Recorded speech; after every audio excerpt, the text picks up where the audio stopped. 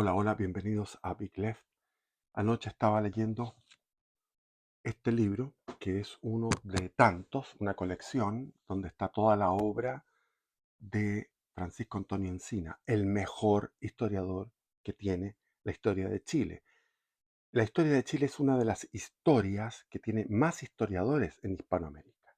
Hay historiadores, está Amunátegui, que lo leí, lo tengo acá, está Barros Arana, está Benjamín Vicuña Maquena, está eh, Villalobos, Góngora, Vial, etcétera, etcétera. El gran Eizaguirre, que lo tengo aquí, lo he leído en este canal. Entonces, para mí es el mejor junto con Eizaguirre. Y estaba leyendo eso y dije, tengo que entregar este contenido al canal. Y el problema es que ahora estoy presionado porque tengo que ir al pueblo y en el pueblo o en la ciudad, porque cuando uno dice pueblo se ofenden. Cuando uno llega a la ciudad hay una cantidad suficiente de energía de internet para poder subir el video. Así que por eso estoy apurado, tengo que hacer una diligencia y voy a subir este video. Este es un contenido que tiene que ser entregado en internet y no hay un trabajo serio sobre esto. ¿Por qué? Porque la izquierda, la progresía, en la cultura woke y en la extrema izquierda tienen un discurso que es fantasioso, que es falso, es fake, es una fake history, o qué sé yo. Bueno, es una, es completamente falso. De que hubo un genocidio, no hubo ningún, ni el más mínimo genocidio contra los araucanos, reches o mapuche, como quieran llamarle ustedes. Estuve recorriendo en internet sobre esto en los canales de izquierda y son realmente cuentos de hadas, cuentos de hadas. Pero vamos a empezar con la lectura. Yo pensaba, puedo hacer este video hablándolo como estoy ahora, pero es que está tan bien escrito que tengo que leerlo para que ustedes no se me quede ningún detalle. Comenzamos. Capítulo 12.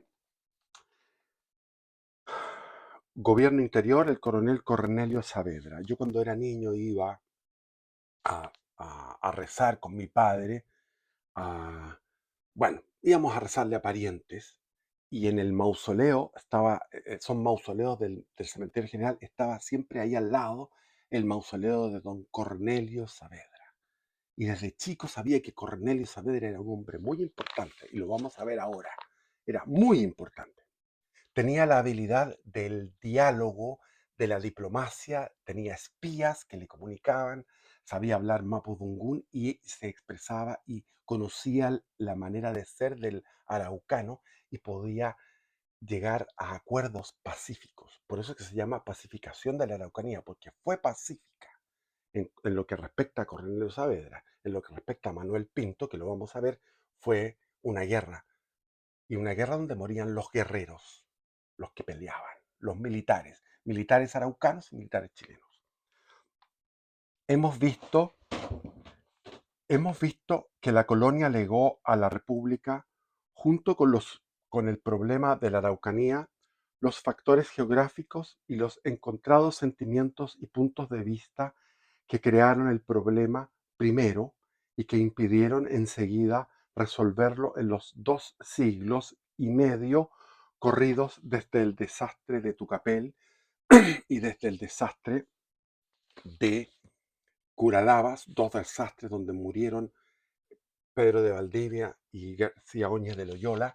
2 gobernadores murieron y fueron exterminados todos sus militares, los 60 jinetes que llevaban en cada una de esas batallas. La batalla de Tucapel contra Lautaro y la batalla de Curalaba contra Pelantaro. Entonces, hasta 1810, cuando comienza el proceso independentista, quedó eso pendiente, porque había habido una guerra de corrido de 120 años, desde que inició la guerra Pedro de Valdivia en el 1546, más o menos, primera expedición que hizo, después 1550, fundación de Penco, y después las otras fundaciones. Todo eso llevó después a la primera insurrección 1556, y después ya guerra ininterrumpida durante 120 años hasta el Tratado de Quilín, y después siguió con el Mestizo Alejo final, el último fue Mestizo Alejo, el Liantur, etc. Entonces los españoles quedaron cabreados de esto y no hubo más, y se dedicaron a los parlamentos y se estableció una línea de fuertes en el Biobío. La configuración del fértil territorio comprendido entre el Biobío y el Tolten, que es el mejor territorio que tiene Chile, porque es mitad agua y mitad sol. Después, al sur del Tolten, ya por la zona de Valdivia, de la zona de la región de los ríos, la región de los lagos, todo eso ya es más agua que sol. Y más al norte es más sol que agua. Por tanto, mitad agua, mitad sol es lo que ha hecho que haya prosperado la industria forestal, porque es extraordinariamente fértil. Entonces, con sus bosques impenetrables, sus pantanos, los refugios de las cordilleras de los Andes y los refugios de la cordillera de la costa, Nahuelbuta, que es una cordillera de la costa mucho más alta y más gruesa que toda la otra cordillera de la costa, que está desde Papudo, por decir, hasta Maullín, hasta Puerto Montt, y las fáciles comunicaciones con las pampas argentinas, porque ya la cordillera de los Andes es más plana, más chata. Entonces tiene por Curarrehue, por ejemplo, donde está Villarrica, Pucón, no, Curarrehue, por ahí se pasa fácilmente a Argentina. Por poner un ejemplo, está el famoso, bueno, hay varios pasos por el lado del lago ah, Calafquén también. Liquiñé, por Liquiñé se puede llegar también al otro lado.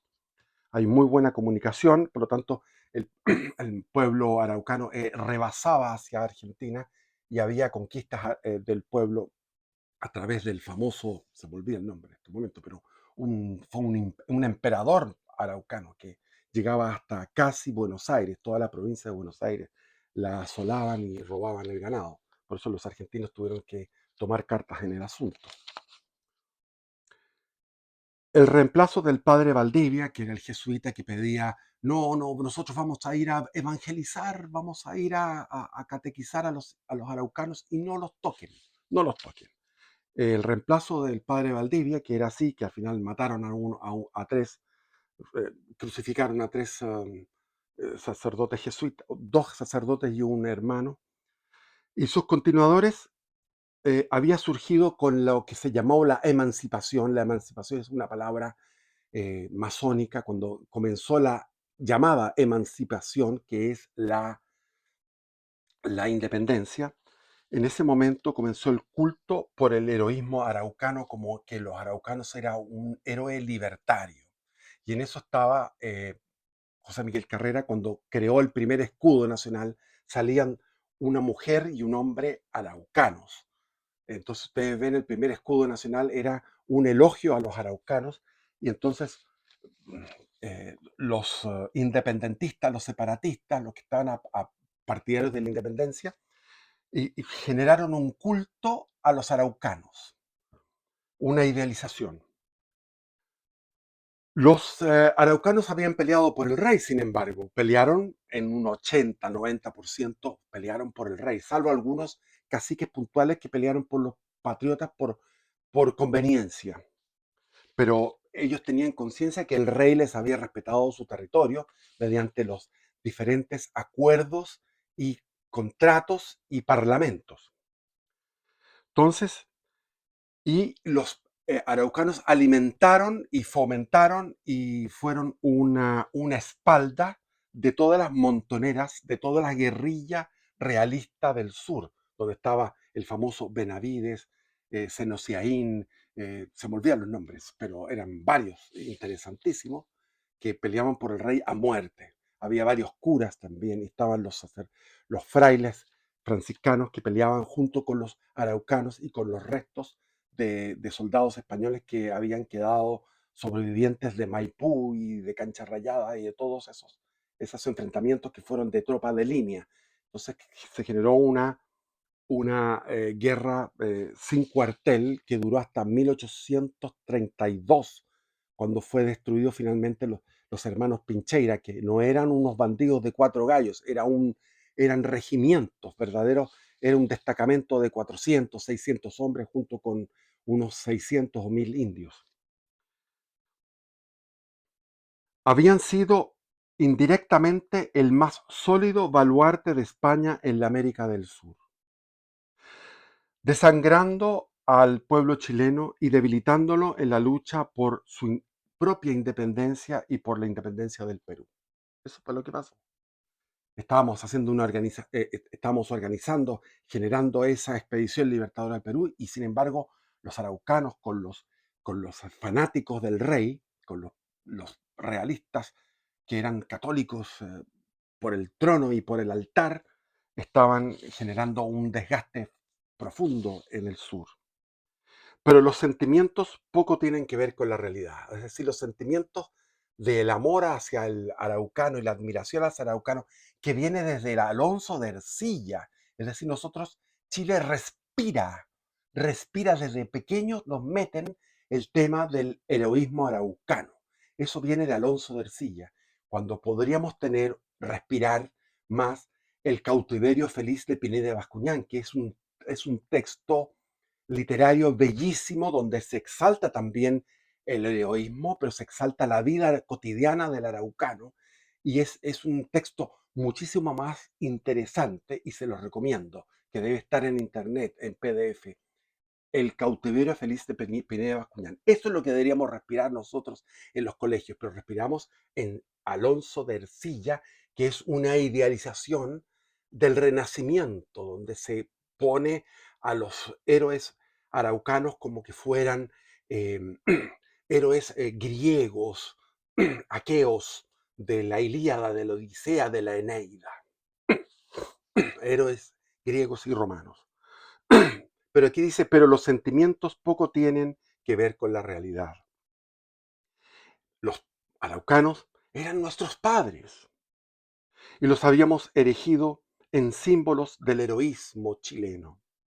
Finalmente, los 3 siglos de lucha intermitente y la experiencia del fracaso de los diversos planes ensayados habían creado el convencimiento de que el problema de la Araucanía era insoluble dentro de los recursos del pueblo chileno de mediados del siglo XIX. Se consideraba que los recursos que tenía la República Chilena en ese momento, década de 1830, 40, 50, 60, 70, eran insuficientes para poder derrotar a estos héroes invencibles.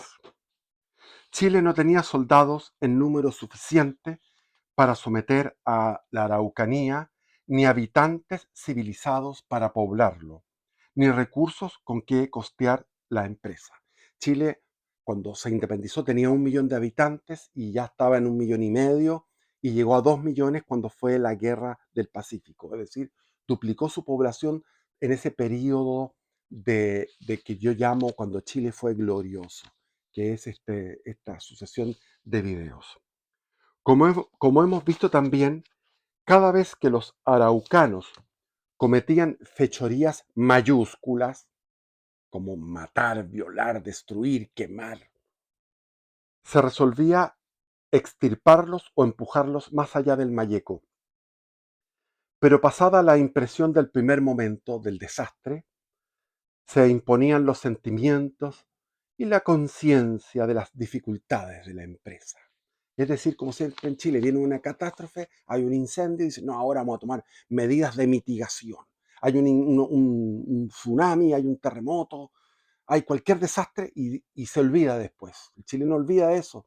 Entonces el desastre de las correrías, de los malones, de las incursiones araucanas, terminaba siendo olvidado después de las primeras medidas que se tomaban.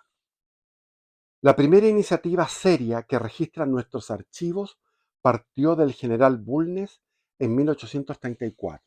Estaba gobernando Joaquín Prieto y el general Bulnes propuso pacificar la Araucanía en primer momento. Pero había varios problemas. El gobierno de Prieto vaciló en acometerla.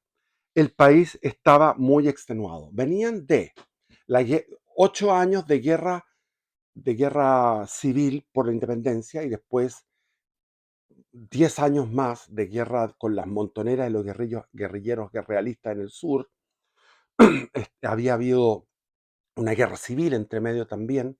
Veníamos de la anarquía pipiola y estábamos recién comenzando a estar fuertes y firmes con el régimen llamado Portaliano. El ministro de Guerra, don José Javier de Bustamante, pesando el pro y contra de la guerra contra estos bárbaros, decía, abre comillas, si esta guerra pone en conflicto a los habitantes de las fronteras con la desolación o incendio de sus campos y riesgos de sus vidas, conmueve también la sensibilidad de los buenos chilenos por las desgracias que acarrea a una nación valiente. Se le llama nación. Es una nación aparte de la chilena. Perdón. A una nación valiente, digna de cultura, que adorna los anales de Chile, y a la verdad, ¿qué otro pueblo de bárbaros conocemos que tenga el incomparable arrojo de atacar repetidas veces sin más armas que una lanza sostenida por su robusto brazo a igual número de soldados provistos de pólvora y balas despedidas diestramente por el cañón destructor? ¿Y qué diremos si en lucha tan desigual logran, como se ven muchas veces, arrebatar la victoria al enemigo u obligarlo a una violencia reiterada?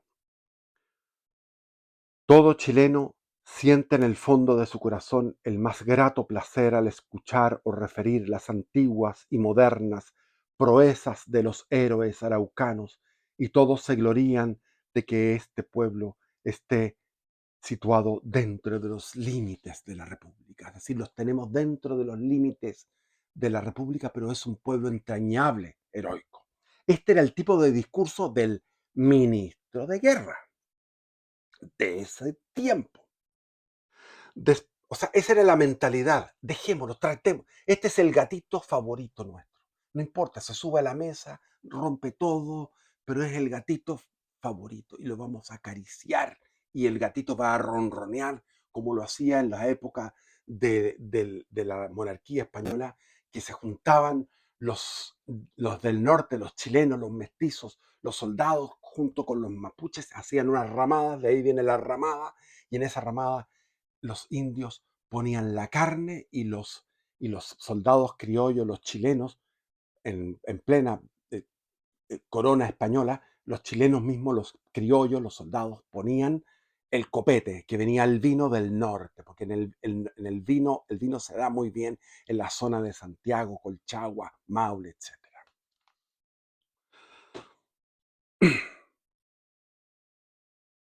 La Cámara de Diputados encomendó a Antonio Varas el estudio del problema. Esto ya llegamos a 1848.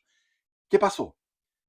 Eh, Llegamos al gobierno de Manuel Bulnes, y en 1848 la Cámara de Diputados encomienda a Antonio Varas el estudio del problema de la reducción de la Araucanía. Varas presentó el 25 de septiembre un extenso estudio histórico en el cual acumuló los antecedentes y los datos sobre la experiencia en la cual sobre la experiencia de otros pueblos americanos que habían debido afrontar el mismo problema, que juzgó útiles para formar un criterio estable sobre la incorporación de la Araucanía a la vida civilizada. Recomendó Antonio Varas, que era ministro, la necesidad de perfeccionar el régimen especial que de hecho existía en esos territorios, el cual debía tener por objetivos la civilización de los indígenas y su incorporación a la República. Solo debían fijarse las bases generales del régimen y gobierno, dejando al Ejecutivo el detalle y el modo de proceder para que los modifique de acuerdo con la experiencia que se vaya corrigiendo. Bla, bla, bla, bla, bla. El tema es que en 1834 Manuel Bulnes, bueno, claro, Manuel Bulnes siendo general y no siendo presidente, recomendó al presidente Joaquín Prieto de pacificar la Araucanía.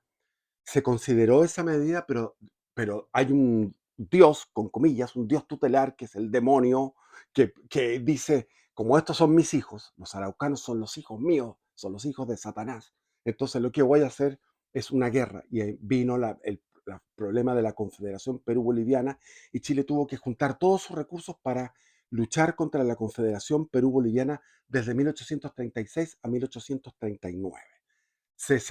Así pasamos toda la década del 30 sin hacer nada. En la década del 40, recién en 1848, en el gobierno de Bulnes, se le pide a Antonio Varas que haga este estudio. Como su gestión propia, añade que en la masa de nuestra población, la vida civilizada no tiene aún el arraigo suficiente para que sea posible su propagación al araucano por contacto. Esto es muy interesante, porque es verdad.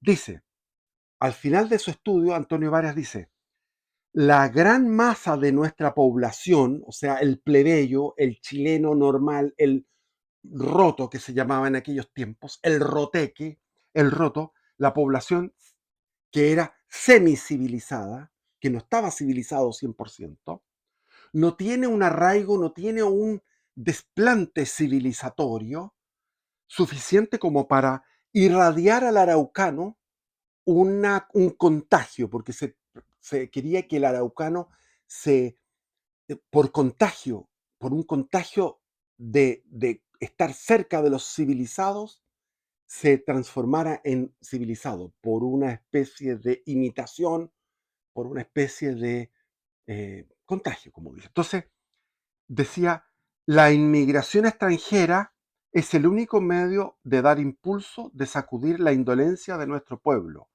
Indolencia que en los indígenas civilizados era mucho, semicivilizados, será mucho mayor. Es decir, desde ahí viene la idea de traer a los alemanes, porque los alemanes eran sumamente educados. Se trajo alemanes que no eran alemanes, como dirían, roto alemán, no, eran alemanes que habían tenido problemas políticos, eran liberales, eran protestantes liberales de la zona de Sajonia, de la zona de Hamburgo, que habían tenido problemas con la rebelión de 1848, que fue la revolución que se encendió en toda Europa.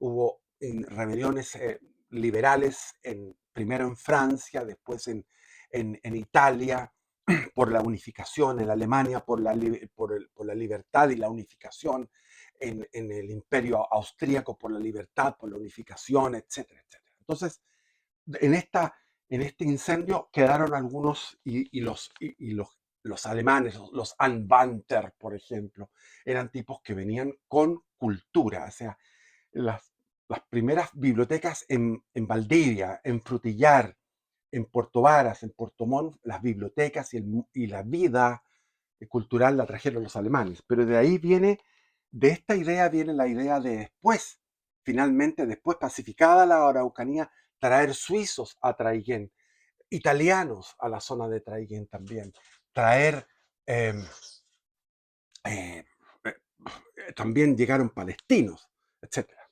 O sea, se consideraba que el pueblo chileno no era suficiente para poder contagiar al araucano con civilización, porque al pueblo chileno le faltaba civilización, y eso hasta el día de hoy. El objetivo de Varas no era la sustitución del araucano por el chileno civilizado. No había una idea de genocidio, ni se aplicó nunca. Piedra angular de la concepción de Alonso de Rivera.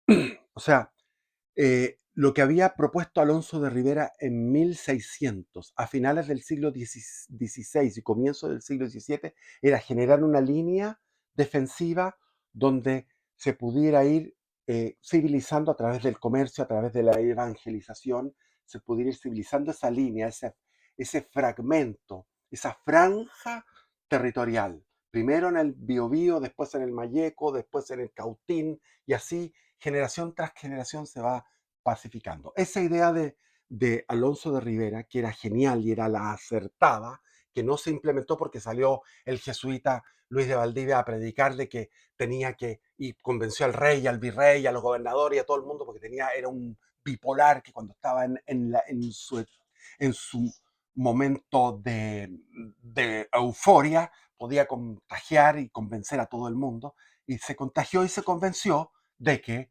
teníamos que suspender todo, todo, cualquier medida militar, solamente había que ir a predicar. Y de ahí vino la idealización del mapuche, etcétera. Entonces, eh, ¿quién tomó esta idea? Cornelio Saavedra.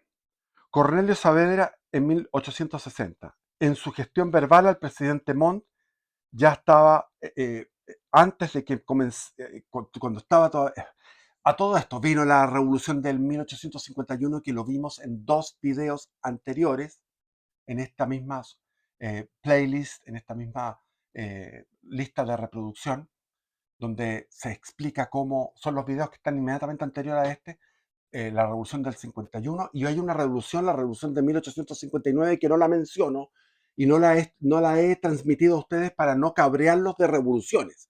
Pero hay que entender que el gobierno de Manuel Montt estuvo lleno de revoluciones.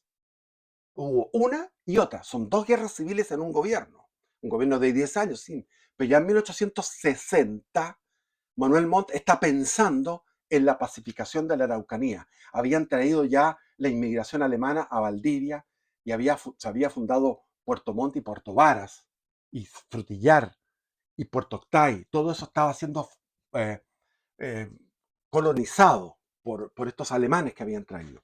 Pero en 1860 Manuel Montt llama a Cornelio Saavedra para conversar sobre esto, sobre lo que Varas perseguía era civilizar al araucano mediante el contacto y la sugestión de elementos de alta y sólida civilización. Propósito ya fracasado en las 10 o 12 veces que se intentó lealmente durante la colonia. Durante la colonia se intentó eso, pero fracasó. También estaba el colegio de los jesuitas, donde se enseñaba a los hijos de los caciques. El territorio de los reches, de los araucanos o mapuche, como quieran llamarles, era un territorio que estaba entre el Biobío y el Tolten, donde había 210 tribus, y cada tribu tenía un cacique, y el hijo del cacique iba a estudiar al colegio de los caciques de los jesuitas en Chillán. Cuando fueron expulsados los jesuitas en 1767, fueron reemplazados por los araucanos, perdón, por los franciscanos, perdón. Ya. Pero eso no resultó. Los hijos de los caciques volvían a sus reductos y se contagiaban de la vida bárbara. Los tipos sabían latín, sabían griego, sabían historia de la iglesia, sabían la Biblia, sabían mil cosas, historia de los santos y todas esas cosas. La Ilíada, la Odisea y todo eso no servía para nada, porque se les olvidaba. Carecería de objeto recordar la primera tentativa seria de civilización de la Araucanía realizada por el propio Antonio Varas y sus sucesores, la creación de la provincia, la organización de las autoridades, las severas represiones de los abusos. Se castigaban los abusos de los chilenos, los proyectos de colonización parcial, destinados a irradiar la civilización desde una serie de focos emplazados en la Araucanía. Eso fue durante el gobierno de Montt.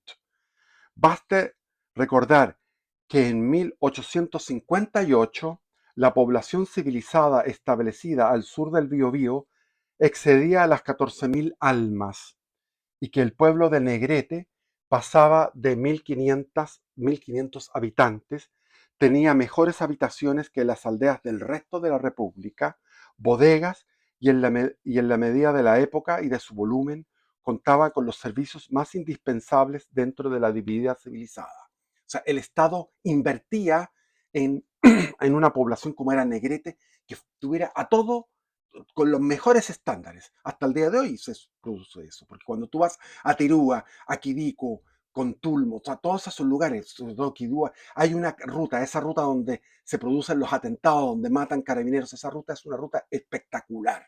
Y si uno llega a Tirúa va a ver un centro comunitario que no se usa, que es un verdadero edificio estupendo, con un despliegue de belleza arquitectónica, y eso está ahora. Sigue el Estado tirando plata en la zona. Durante la revolución de 1859, que la saltamos para no aburrirlos con tanta revolución, los araucanos redujeron a ceniza el pueblo de Negrete, porque apoyaron la revolución. Se llevaron el ganado, arrasaron las cementeras, capturaron a las mujeres, asesinaron a los hombres y los pocos habitantes que quedaron con vida tuvieron que huir al norte del Biobío. O sea, se fue al carajo todo, todo lo que se había invertido. La obra, laboriosamente realizada en 10 años de ardua labor, desapareció en días, confirmando una vez más la experiencia secular de que, mientras el pueblo araucano conservara su poder militar, la civilización no podía asentar pie en la zona comprendida entre el Biobío y el Toltén. Es decir, mientras el pueblo araucano conservara su poder militar, la civilización no podía asentar pie. Misiones y parlamentos, los misioneros, los capuchinos, parlamentos, castigos y halagos eran absolutamente ineficaces. Las expediciones militares se resolvían en gastos y sacrificios cuyos únicos resultados eran incendiar la ruca que el mapuche la rehacía al día siguiente, quitarle ganados que en la primavera siguiente una correría por las pampas argentinas se lo devolvía cuadruplicados, y destruir cementeras que no eran indispensables para su subsistencia, porque siempre tenían los araucanos cementeras ocultas, o sea, tenían cultivos que estaban cerca de las rucas, que entraba el ejército, destruía esos cultivos, pero ellos tenían cultivos alternativos en zonas escondidas, y su principal fuente de sustento era el bosque, es decir, los changles, los digüeñes, cazar pudúes, etc. Cornelio Saavedra Rodríguez, el que yo cuando niño veía siempre su mausoleo en el cementerio general, Cornelio Saavedra. Nació en Santiago en 1821 y murió, era hijo del militar argentino, murió en abril de 1800. A ver, Cornelio Saavedra nació en Santiago en 1821 y murió en 1891. Era hijo del militar argentino Manuel Saavedra, quien pasó a Chile con San Martín con el ejército de los Andes, y de la dama penquista, nuevamente Concepción, doña Josefa Rodríguez Salcedo, y nieto del prócer bonaerense Cornelio Saavedra. Se educó en la escuela militar, recibió sus despachos de subteniente en 1837 y en 1843 era capitán ayudante de la escuela militar. Participó en la Guerra de la Confederación Perú-Boliviana. La Revolución de 1851 lo encontró en retiro temporal. Arrastrado por la opinión penquista, abrazó la causa de Cruz y peleó en Loncomilla como comandante del regimiento Guía. Guía, que era un regimiento que se había formado para esos efectos en la campaña de la Guerra Civil de 1851, que lo vimos en los videos anteriores. Aparte de su gran obra, La incorporación de la Araucanía a la vida nacional, esa es su gran obra, tuvo más tarde una figuración política y militar de gran relieve. Fue diputado, senador, ministro de Estado, jefe político de Lima durante la ocupación chilena. Fue el general que llegó a ocupar Lima. Después de Miraflores, el general en jefe, Baquedano, quedó en Miraflores atendiendo a los heridos, atendiendo la cantidad de problemas que genera una batalla de esas características, que fue realmente apocalíptica, como fue la batalla de Miraflores, donde hubo más de 2.000 hombres chilenos muertos, muchos miles de heridos, tantos más peruanos, y el desastre, tenían que generar cerros de cadáveres que los quemaban. Entonces estaba Baquedano atendiendo todos los problemas y envió a Cornelio Saavedra a ocupar Lima. Entraron las tropas desfilando en forma disciplinada, llegaron al Palacio de los Virreyes, arriaron la bandera peruana y elevaron la bandera chilena cantando el himno nacional, y el que dirigía y el que saludaba la bandera chilena, el que comandaba las tropas que llegaron a Lima, era Cornelio Saavedra. Y después fue jefe militar cuando se fue Balmaceda, cuando se fue, perdón, Baquedano. Um, Manuel Montt tuvo ocasión de conocerlo y tratarlo. Se formó un alto concepto de su valer. Era un militar entendido, cuerdo, etc. Tenía muchas cualidades. Y en 1857 lo llamó de nuevo a las filas y le confió la intendencia de Arauco, de la provincia de Arauco, la actual provincia de Arauco, en la costa. Saavedra sometió al presidente Montt el plan que más tarde, desarrollado por él mismo, debía incorporar, después de 3 siglos de ensayos fracasados, la Araucanía a la vida civilizada. Constaba ese plan de 3 renglones.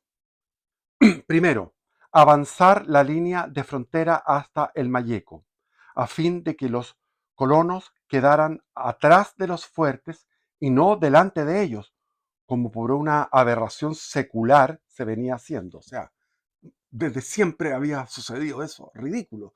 La gente va y ocupa territorio, cultiva, genera aldeas, genera campesinado, producción agrícola, y los fuertes están detrás. No, los fuertes tienen que estar adelante. Esa era la cosa lógica, los fuertes adelante. Aquí no hay ningún genio, es una cosa de lógica más elemental, sentido común. Los fuertes primero y detrás los colonos. Y eso no se había hecho nunca.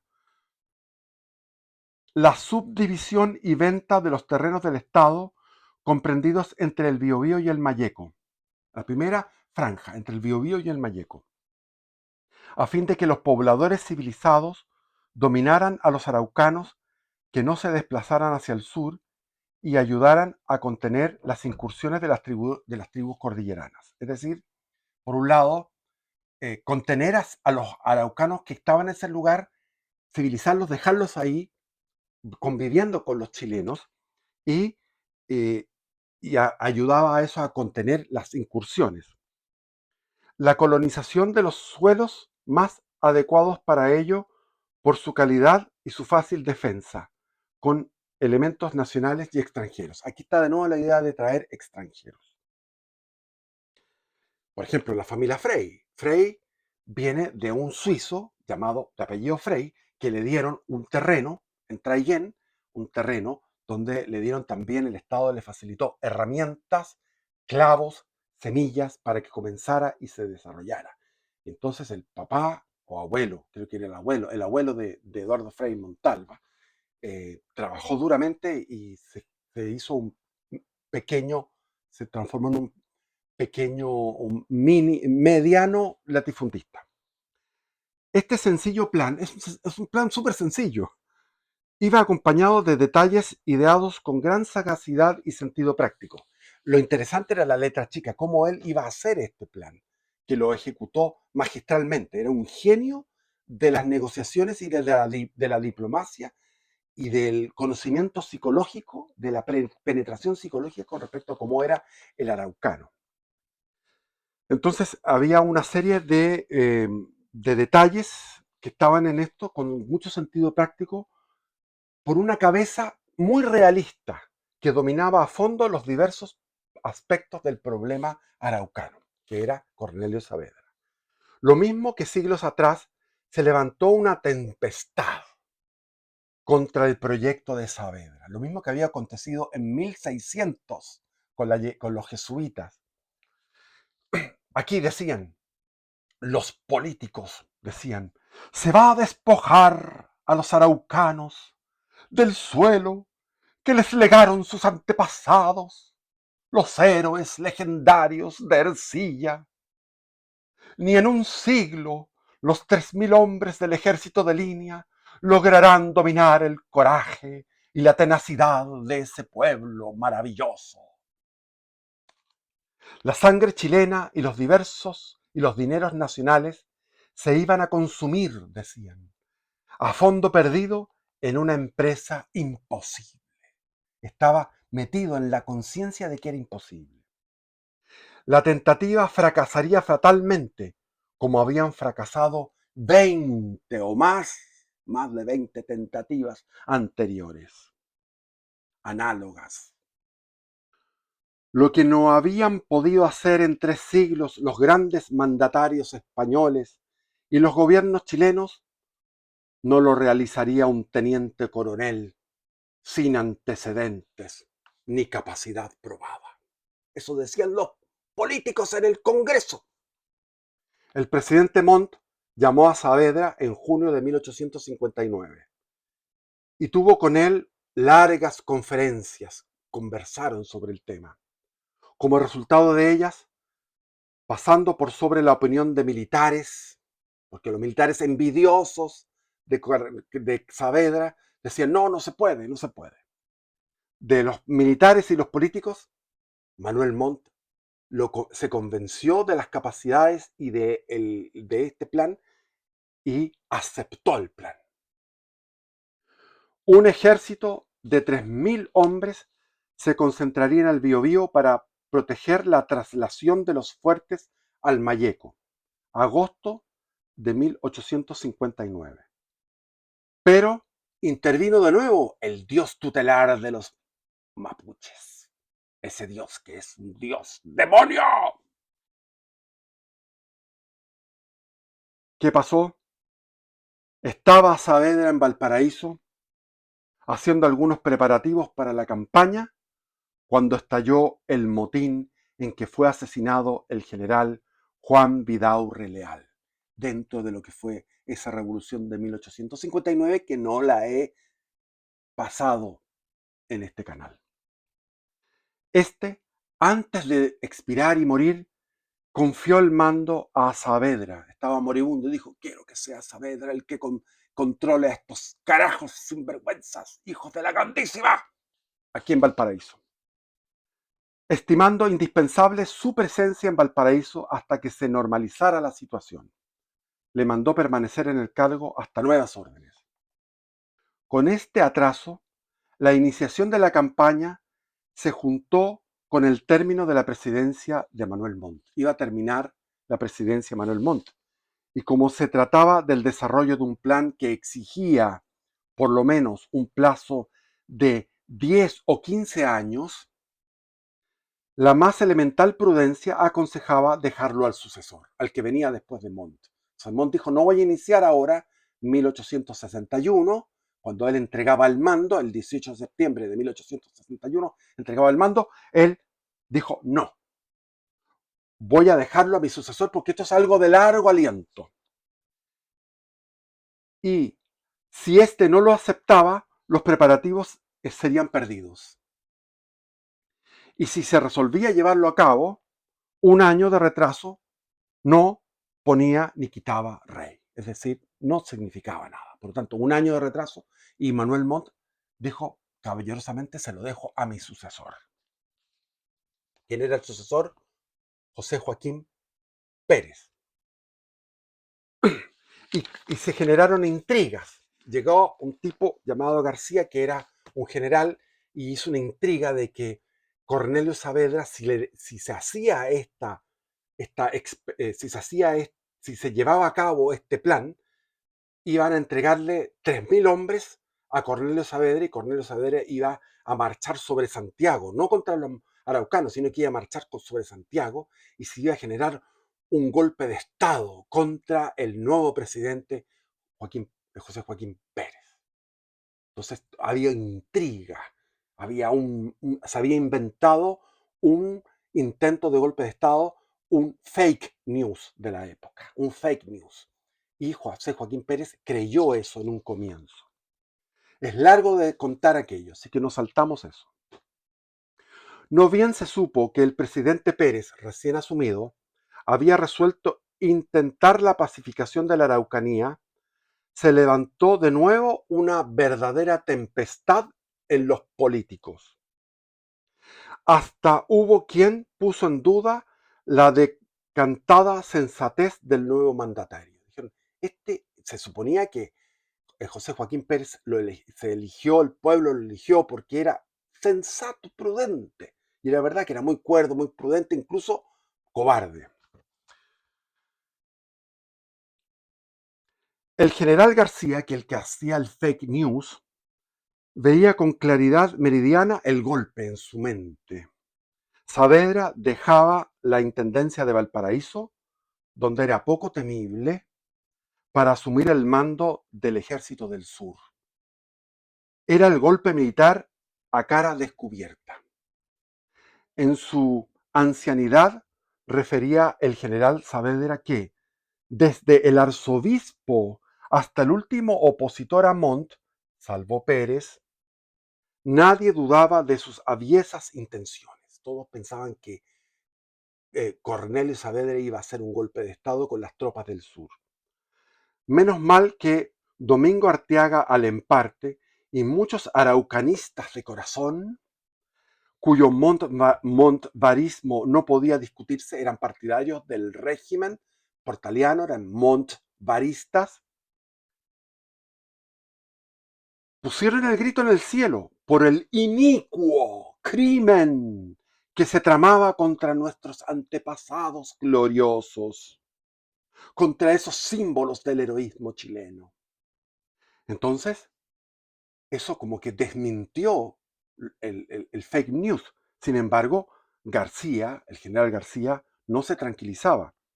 Era indudable que gritaban para despistar. Eso decía García. Los montvaristas gritan para despistar porque ellos quieren hacer un golpe. El 7 de octubre de 1861, Pérez ordenó al ministro de Guerra que dirigiese una nota a Saavedra, pidiéndole que enviase una memoria sobre su plan de pacificación. Tenía que escribir de nuevo la tesis, tenía que escribir, o sea, se le pedía que escribiera, no que pacificara, que escribiera. La nota se despachó el mismo día 7 y a 4 días más tarde, el 11 de octubre, Saavedra remitía la memoria. La tenía escrita ya. El 24 de octubre se extendió el decreto que nombraba comandante en jefe del Ejército de Operaciones sobre el territorio araucano, intendente y comandante general de armas al teniente coronel Cornelio Saavedra. Se le nombró finalmente el 24 de octubre, después de el griterío que hicieron los políticos. Esta vez la conmoción alcanzó hasta sectores distantes de García y los ultramontanos. ¿Una campaña pacificadora de la Araucanía? Indudablemente, Pérez no era un hombre cuerdo. Habíamos elegido a un presidente que recién asumía el mando y estaba disvariando y delirando. El peligro político se representó con vivos colores a los elementos que ya se creían dueños de la voluntad del presidente, y se pusieron en juego todos los resortes necesarios para hacerlo desistir de tan desatinada y peligrosa aventura en que, sin darse cuenta, se había embarcado el presidente. Mientras los que ponían acento mientras los que podían hacerlo, le hablaban personalmente. El mismo García ordenó el aplazamiento de las operaciones y encargó al general Godoy la confección de un informe adverso al plan de Saavedra. O sea, el general García dijo no, habló con el presidente y dijo no, esto no puede ser.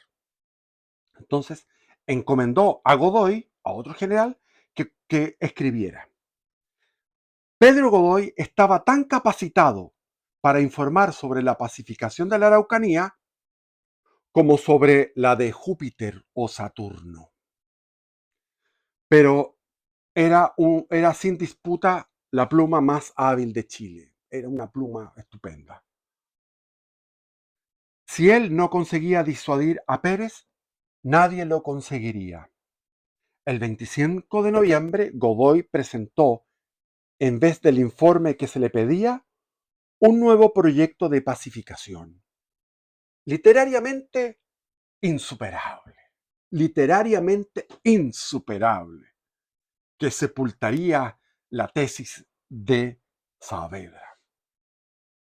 Se convocó un consejo de oficiales generales al cual asistieron los generales Manuel Bulnes, que había sido presidente y un gran general, estaba viejo, Juan Gregorio de las Heras, también viejito, Manuel García, el que hacía toda esta intriga y fake news, Marcos Maturana, que había peleado, tenía historia, los coroneles Erasmo Escala, que después fue general en jefe del ejército en la guerra del Pacífico, José Antonio Villagrán también fue general en la Guerra del Pacífico. Vicente Villalón, también futuros generales en la Guerra del Pacífico. Mauricio Barbosa, futuro general en la Guerra del Pacífico y finalmente murió comandando las tropas leales a Balmaceda en 1891 en la batalla de Placilla murió Mauricio Barbosa. Y el coronel Emeterio Letelier, bisabuelo del Letelier, del famoso Letelier muerto en Washington por la DINA. Se les impuso el memorial de Saavedra y el informe de Godoy, los dos informes. Su opinión fue adversa al plan de Saavedra. O sea, no había lógica, no había sentido común. Y el 27 de noviembre el gobierno dispuso la paralización definitiva de las operaciones de la frontera. Estaban empezando, llevaban semanas de ejecutar el plan y se paralizó. El 5 de diciembre de 1861 se perdió el verano, cuando se puede hacer muy bien esos trabajos en aquella zona por el problema climático. Saavedra, el 5 de diciembre de 1861, Saavedra presentó la renuncia a los cargos de intendente y general en jefe del ejército de la frontera. Así estamos, todavía no se hace nada. Estamos terminando 1861. La suspensión de las operaciones levantó en el sur una tempestad mayor que la provocada en Santiago por los políticos. Temerosos del golpe militar y la opinión de los generales que veían en la guerra de Arauco la ruina de la República. Pérez, quien, según Santa María, cedía siempre a la gritería más impetuosa y ensordecedora, quedó perplejo. Dijo, ¿qué hago aquí? ¿Qué hago aquí? El presidente no sabía qué hacer, porque era débil a la gritería ensordecedora. Entretanto, los propietarios de la ribera sur del Biobío, que habían vuelto a sus propiedades alentados por el proyecto de avance de la frontera al Mayeco, solicitaron protección y en consejo de guerra los jefes resolvieron desobedecer las órdenes de García, que era profundamente odiado en el ejército, y prestar el amparo solicitado a los pobres que, con la ilusión de que se iba a correr la frontera al Mayeco, habían vuelto a sus propiedades, arrasadas en la revolución de 1859.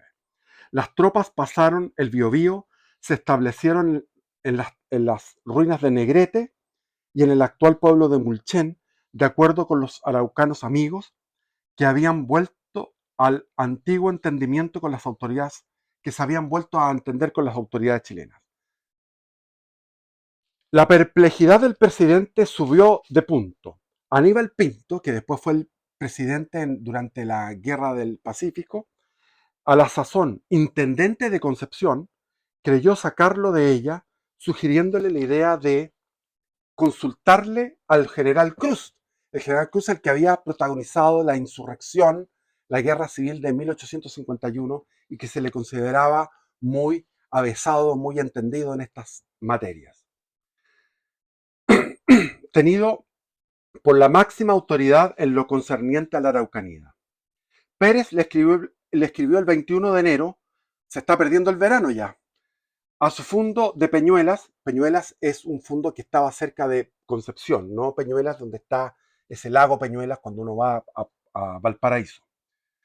Acompañábale la memoria de Godoy y la de Saavedra, pidiéndole su juicio sobre estas dos.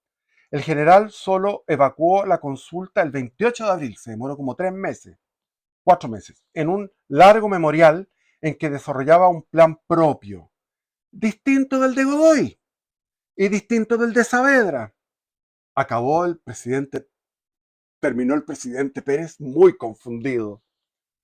Pero cuando no recibiera la aceptación de su renuncia, como no recibiera la aceptación de su renuncia, Saavedra insistió en ella. Dijo, yo renuncio. Si no quieren que yo haga esto, yo renuncio.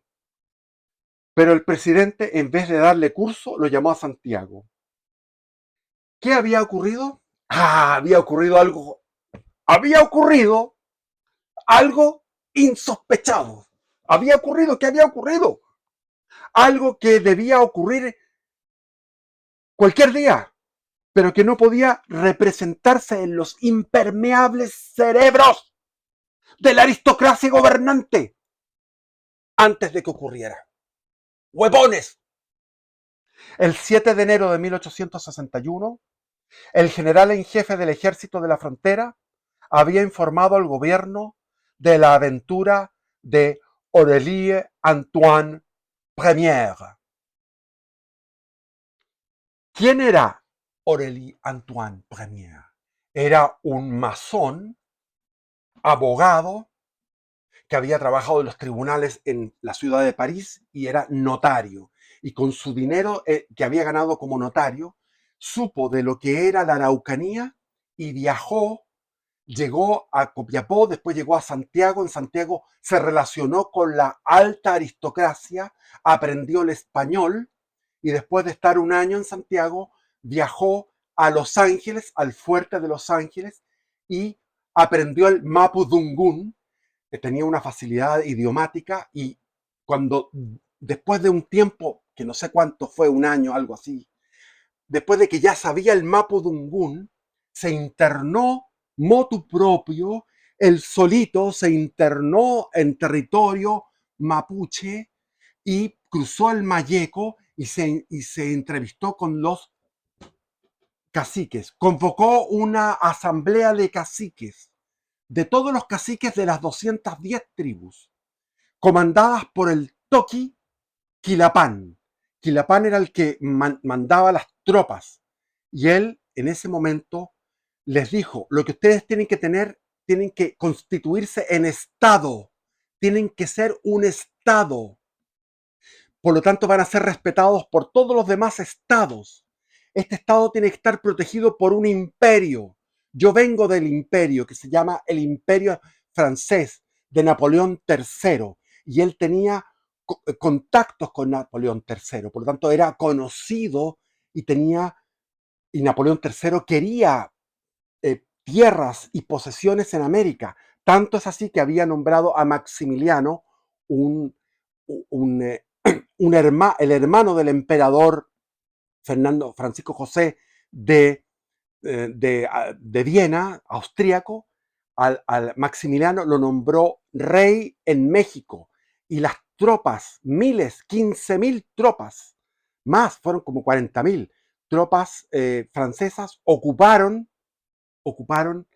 México y hubo una guerra en México entre los liberales que comandaba Benito Juárez y Porfirio Díaz en contra de esta monarquía impuesta por el imperio de Napoleón III, que quería expandirse hacia América.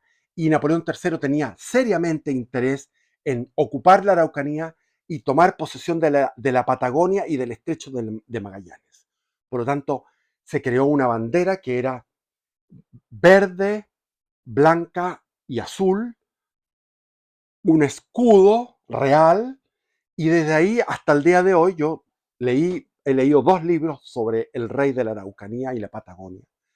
Hermosos libros, uno por la editorial Francisco de Aguirre, esta es la editorial Francisco de Aguirre, que cuenta cómo fue aquello. Yo lo leí cuando niño, me encantó, y después vino Aquiles I, en París siguieron sucediéndose estos reyes. Aquiles I, hasta llegar en la década del 60, que se había escrito ese libro, a un Felipe. Felipe I, que era Philippe, un francés. Entonces, esto se mantuvo en esta dinastía. Y él fue capturado y expulsado y volvió nuevamente donde había vivido en Los Ángeles, quedó en el fuerte preso y después nuevamente volvió, fue 3 veces expulsado y volvió 3 veces a su reinado. Los mapuches tomaron conciencia que tenían que tener un rey porque ellos eran realistas, habían adorado, habían alabado y adorado al rey de España porque les mantenía su territorio en los parlamentos, sucesivos parlamentos, y después defendieron al rey de España en la guerra de la independencia y alimentaron a las guerrillas realistas y defendieron y apoyaron las guerrillas realistas y ahora tenían un rey y ese rey les podía dar una estructura estatal. Entonces al ser un reinado iba a ser un territorio totalmente fuera de la República. Y la República de Chile iba a quedar partida en dos, como de hecho estaba, pero iba a quedar jurídicamente partido en dos. La llegada del oficio a Santiago disipó de las cabezas del general García y de los ultramontanos los ridículos temores del golpe militar y alumbró los cerebros, ahora sí se alumbraron, los cerebros de Bulnes, de Las Heras, de Villagrán, de, qué sé yo, Barbosa, etcétera, todos los que nombré, y demás eminencias militares. Godoy guardó los borradores de su admirable pieza literaria. Godoy guardó los borradores de su admirable pieza literaria. Y todos opinaban ahora que, que lo cuerdo era el plan de pacificación de Saavedra. Lo que antes era una locura, un desvarío, un delirio, ahora era algo muy cuerdo. Claro, si estábamos perdiendo la Araucanía. Algunos de sus más acérrimos opositores fueron más lejos y se revolvieron furiosos contra la indolencia de Montt. Dijeron, Montt debería haber actuado en el mismo 1859 y dejó postergado para el otro presidente, quien dejó al tiempo su iniciación. Y el Montt lo hizo porque ya lo analizamos, porque venía otro presidente, y el presidente, como era una cuestión de 10 a 15 años, o 20 años, o 30 años, tenía que tomarlo un presidente nuevo. Lo que el día de antes era la expresión de la cordura y de la prudencia, ahora se les representaba como un abandono culpable de un deber imperioso, de un imperativo categórico.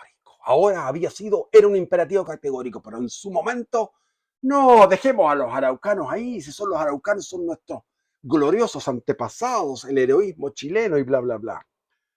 Cualquier otro aventurero, protegido moralmente por un gobierno poderoso, y hoy sabemos que Orelie contaba con altos protectores en el Consejo de Estado de Napoleón III. Se apoderaría de la Araucanía, creándonos graves dificultades. Saavedra llegó a Valparaíso, donde veraneaba el presidente, a mediados de febrero. El presidente estaba nuevamente decidido por la pacificación de la Araucanía. Mas antes que Saavedra volviera al sur, Manuel Antonio Tocornal reemplazó a Manuel Alcalde en el Ministerio del Interior, el 19 de julio de 1862. Y el nuevo ministro era contrario a la pacificación. Otra vez problemas. Pérez volvió nuevamente atrás, pero como insinuara a Tocornal el deseo de que oyera a Saavedra, le insinuó que oyera a Saavedra. Aquel lo citó a un consejo de ministros. Todavía no se decidían, a pesar de los acontecimientos. Tocornal no creía posible la pacificación, pero tampoco quería contrariar al presidente. Deseoso de complacer las exigencias y clamores del sur, desde que la aventura de Orelie hizo enmudecer a la oposición santiaguina, he aquí como refiere Saavedra lo ocurrido en el Consejo de Ministros. Dice Saavedra, el señor Tocornal manifestó en ella que el asunto era sumamente grave, que los jefes más caracterizados del ejército, cuya opinión él no podía menos que respetar, veían un serio peligro el acometer una empresa para la cual el país no estaba preparado. Ni el estado de la hacienda pública lo permitía, y concluyó diciendo, señor presidente, si el intendente de Arauco se comprometiese a no gastar más de 500.000 pesos en ocupar a Angol, deberíamos darnos por satisfechos. Saavedra contestó, en operaciones de guerra, dijo Saavedra en la reunión con los ministros, en operaciones de guerra y en empresas como la que se trata de ejecutar, no pueden hacerse cálculos matemáticos, pero sí he de atenerme, he de atenerme las ideas que a este respecto tengo, no llegará a la cuarta parte de esta suma el costo de la ocupación. Y así fue.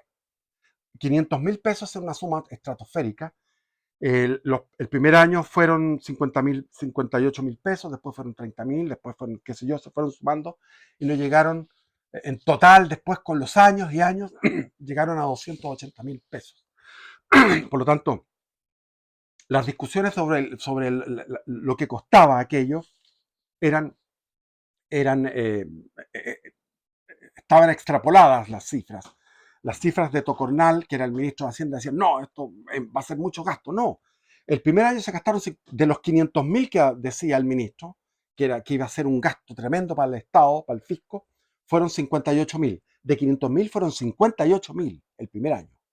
Entonces, cuando se comenzó la campaña, que vamos a tener que dejarla para otro video. A todo esto, el rey de la Araucanía y la Patagonia, después de haber tenido su parlamento y lo nombraron rey, eh, Cornelio Saavedra ofreció un pago de 2 quintales de plata, que eran 2 sacos de plata, para el que entregara al rey de la Araucanía y la Patagonia. Y un mapuche traidor traicionó por la plata. Y ahí por eso que capturaron al rey. Y el rey de nuevo volvió, y es una historia novelesca. Pero por el tiempo tengo que dejar el avance de la frontera hasta el Mayeco, que fue en 1862, en diciembre del 62 y en el verano del 63. Y después continuamos con se suspendió nuevamente la pacificación y Saavedra se fue a su casa nuevamente. Ahí estaba también Baquedano, que ganaron con su primera campaña, ganaron los dos un fondo. Entonces Baquedano se quedó con el fondo Santa Teresa y Saavedra con otro fondo que tenía 4.000 hectáreas. A cada soldado se le daba 20 hectáreas, cada soldado tenía 20 hectáreas. Después los sargentos tenían 40 hectáreas. Después los tenientes tenían, qué sé yo, 100 hectáreas, y así hasta llegar al general en jefe, que fueron 4.000 hectáreas, y Baquedano fueron como 2.000, una cosa así. Y la tentativa de establecimiento de la línea del Tolten, cuando fue todo lo que fue el Tolten, la guerra en la alta frontera, cuando cambiaron a Saavedra por José Manuel Pinto, un general que no tenía destreza y se armó la guerra con Quilapán, etcétera, etcétera. Entonces yo tengo que seguir en otro video con la pacificación de la Araucanía. Se me hizo corto, no puedo hacer videos más largos. Entonces, lo que yo les estoy mostrando es, a través de estos detalles, cómo la izquierda ha falsificado esta historia. Porque no hubo ni siquiera, o sea, si hubo algún abuso, está detallado. Es decir, si hubo algún atropello a los derechos humanos, está detallado y documentado. Pero no hubo un plan sistemático de genocidio ni nada por el estilo. Lo que hubo fue guerra entre dos ejércitos, que lo vamos a ver en el próximo capítulo. Y eso sería hasta el momento. Bendiciones y viva Cristo Rey.